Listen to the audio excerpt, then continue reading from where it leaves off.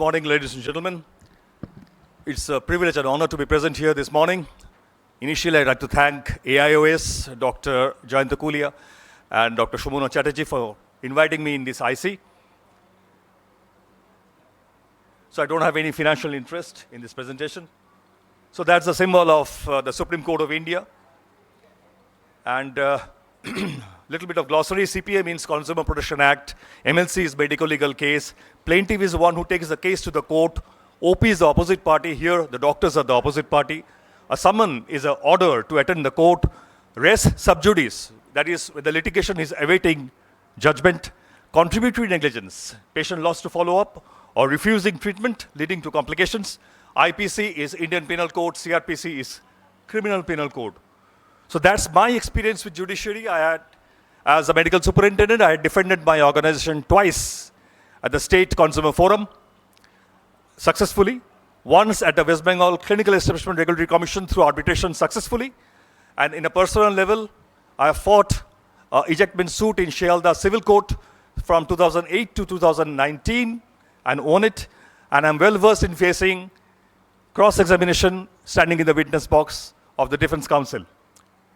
So ophthalmologist can be called in a court in 3 cases: as an expert opinion, as a witness giving evidences, as a defendant in consumer court with advocate, to face the arbitration in West Bengal Clinical Establishment Regulatory Commission, where the advocate is not allowed, doctor in hospital administrations are called upon, and summon must be obeyed.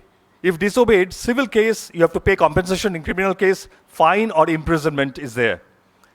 So common medical legal cases in ophthalmology.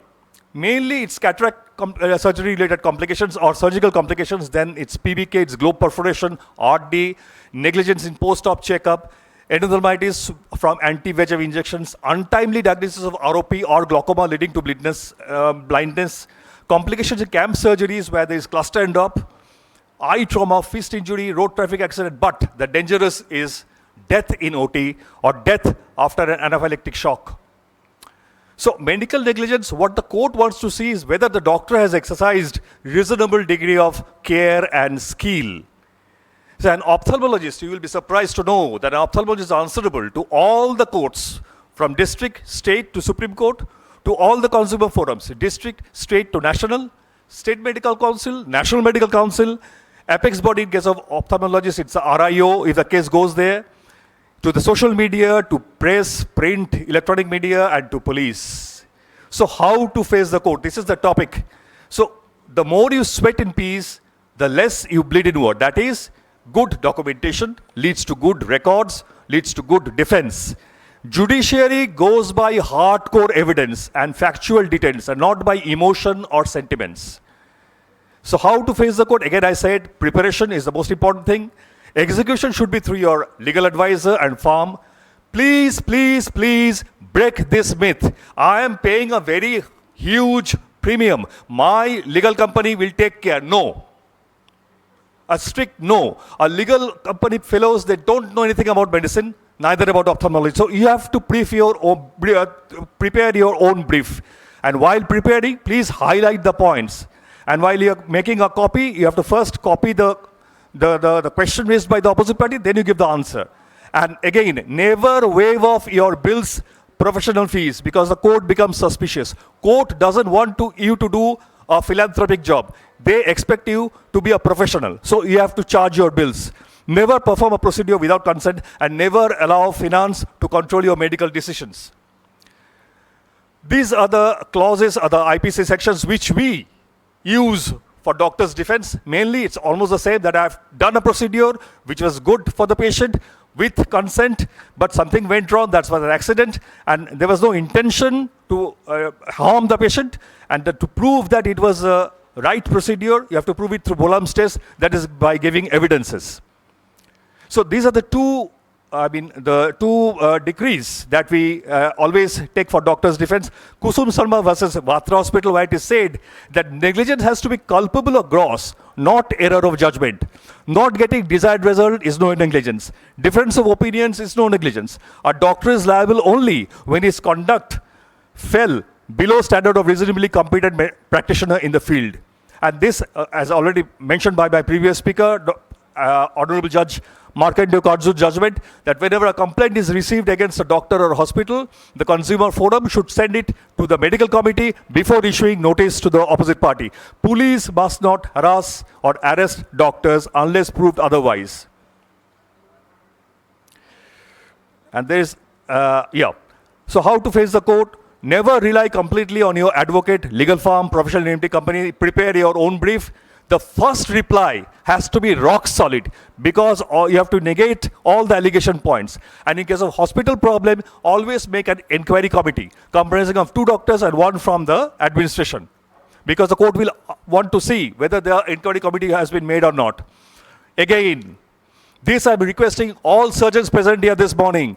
Please, if there is no case or if there is a case, regularly keep these records ready in your hospital. Swab culture report of your OT, wall, floor, microscope, instrument box, monthly, aerobic, anaerobic. Please prepare it because the court wants to see whether your OT was sterile or not. Again, autoclave book and sterilization logbook. Somebody who is doing it, signed, date, every day. Please keep it ready. A job is not done unless it is documented. That's what the court say. Never overwrite or tamper your documents. And Bolam's test. Submit enough textbook, journal, internet documents in your favor as evidence. Wikipedia is not accepted.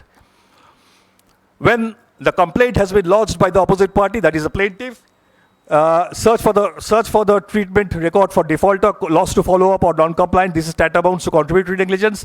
Check all documents submitted by the plaintiff over writing, tampering of facts. If proved, litigation will not be sustainable in CPA court. It will be a criminal case.